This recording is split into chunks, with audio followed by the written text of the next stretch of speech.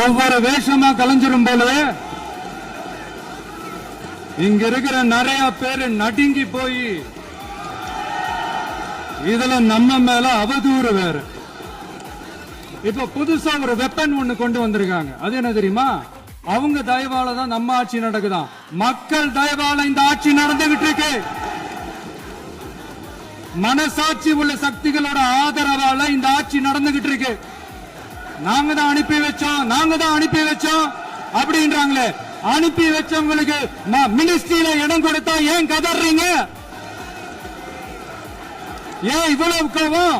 ஏன் இவ்வளவு கதறல்ஸ்? இதுல இன்னொரு முக்கியமான விஷயம், மார்க்சிஸ்ட் கம்யூனிஸ்ட் கட்சி நமக்கு ஆதரவு கொடுத்தது சுயேட்சையா எடுத்த முடிவுன்னு சொல்றாங்க.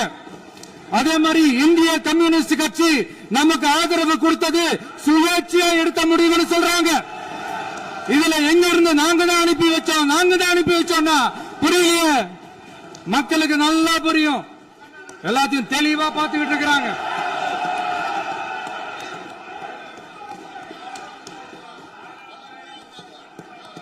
முதலமைச்சர் கண்டிப்பாக முதலமைச்சர்